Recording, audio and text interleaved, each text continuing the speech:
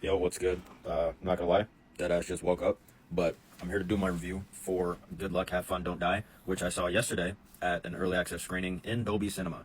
So, let's get into it. There will be spoilers, so beware. So, first things first, I want to say that this movie fucking ruled. This, so far, is my favorite movie of 2026, and it's not a horror movie. Well, I mean, it's like a comedy. It's like Shaun of the Dead. This is what this movie kind of gave me. Like, it gave me like a Shaun of the Dead vibe. So yeah, but it was really good. I'm not gonna lie, this movie was fucking wild, bro. Like, this is one of the most fun times I've had in the theater in a really long time. The audience, like the crowd that I had, was fucking electric, bro. They were laughing, they were screaming. It was just the energy was there. It was good vibes. It was fucking that. It reminded me why I loved going to the movies. But yeah, pretty much the premise of this movie is this guy right here, the guy from the future.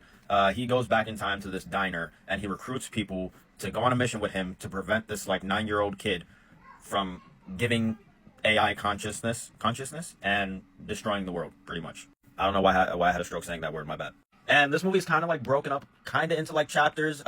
We get into the backstory of a few characters. Let's just get into them right now. So we got Janet and Mark, who are first, and they're pretty much school teachers, and they have their own little weird adventure. And then it's Susan, and then it's Ingrid, and then the man from the future. And those are pretty much the 3 chapters we get into in this movie. So it starts off with the man in the diner explaining everything that's going on, how AI is going to cook everyone. And at first, obviously, they don't believe him. But he's like, oh, I got a bomb, so I'm going to pick random people and you're going to come with me.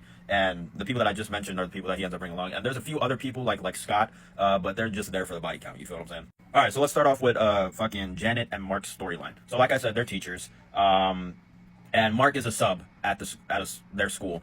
And all the kids in his class are on their phones, all of them, just fucking doom scrolling away. He ends up touching one of their phones, and then this symbol pops up on all of their phones, and they all start rising up like fucking zombies and start chasing Mark and Janet. It reminded me a little bit of The Faculty, I'm not gonna lie. If anyone's seen that movie, it's awesome. It's about like alien invasion, but yeah.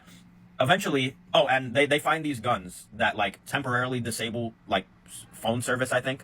They got it from one of the other teachers, and that will be important later on, but they end up leaving the school, running away from all those fucking teenagers, and they go to that diner. So that's their storyline. Then we have Susan's storyline. Pretty much her son gets killed in a school shooting, and school shooting is a big thing, a very common thing in this universe, as is in real life. But in this universe, it seems to happen very frequently, it appears, because there's these 3 women that's like, oh my God, is this your first time losing a child? And she's like, well, this is my own child. Like, yeah. And they're like, all right, go to this place. They're going to hook you up. So she goes to this place, and this place is basically, they'll clone their child. So Susan gets a clone of her son, and I'm not gonna lie, that whole Susan's storyline was probably the trippiest ever. She ends up cloning her son, right? Then she goes to this house. What the, bro, why am I getting called right now? My bad, I'm back. Shit, bro. She made me lose my train of thought. Pretty much, yeah, her Susan's storyline is probably my second favorite. She ends up going to this house party where all these parents have cloned their kids, and there's one section with this like couple, and it's really funny. Everybody was bursting out laughing, but it's pretty much like Susan was like, oh, it doesn't really feel like my son because it gives them like these bullshit, character traits. And her son specifically, she has the version with ads, so that's not great. But pretty much one of the couples is like, oh yeah, we stopped trying to make it like our daughter, and we just started having fun with it, and they just started fucking around with all the different options that they could choose for the clone. And that section was really great. And then this guy comes up to her and gives her this thing, and she ends up tapping into like a voice of her son that's like more accurate than physical clone. And the son tells her, you got to go to the diner and you got to follow this man right here. And that's pretty much her storyline. And finally, we have Ingrid. Ingrid is probably the standout for me. She was awesome. But pretty much, she's this girl that is allergic to like Wi-Fi and cell phones. And she gets nosebleeds every time she's around like a phone. So she ends up just, as her job, she dresses up as like a princess and does like birthday parties and shit. And doing that, she meets a guy who ends up, being her boyfriend, and they live a happy life pretty much. They don't use technology, they just live in reality, until one day the guy gets a package, and it's one of the like VR headsets from the AI, and he ends up getting addicted to that shit to the point where he wants to leave his physical body and go into that fake reality. And Ingrid's like, what the fuck, we were supposed to have a kid and build a life together, and he's just like, it's not enough. You feel what I'm saying? He's like, that world is perfect. You feel me? And he ends up leaving, he ends up leaving.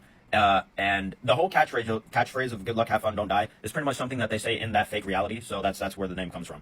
That's how they all end up in the diner. Then they go on a wild adventure. Lots of people die, and it's revealed that Ingrid is this guy's fucking mom. When we get his backstory, he indirectly kills Ingrid, but then he's set free, and then he finds these people who makes this chip that's supposed to like prevent the AI from being like as dangerous as it becomes. So he goes back to the past to that diner to recruit people. Like I said, yada yada yada. He's done this like 100+ times. He's always failed. Different groups all the time and different outcomes. It all depends. But in the end, they finally manage to get to the kid, and Ingrid. That's where the whole big reveal happens. She ends up defeating the AI boy, but it turns out, you know, they fucked up somehow, and they didn't end up winning. The AI won. So he goes back in time again, and this time he's like, all right, this is how we're going to beat it this time.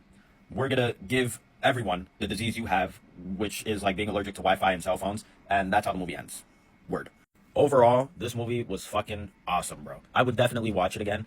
I went into it, like, being excited for it. Like, I knew it would be good, but it ended up exceeding my expectations. And I don't think the trailer does it justice, because it's so much more than, like, it comes off as a comedy, which it is, and it's funny as shit, but it's so much deeper than that. Like, when it needs to be serious, when it needs to be like bloody and gory and holy shit, what the fuck, it does that really well. And the music is incredible.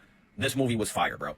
9 out of 10, best movie of 2026 so far. The only thing that could probably top this is Scream 7, but, you know, word. That's only because I'm biased. But yeah, bro, definitely go check this movie out. It was fire. Word.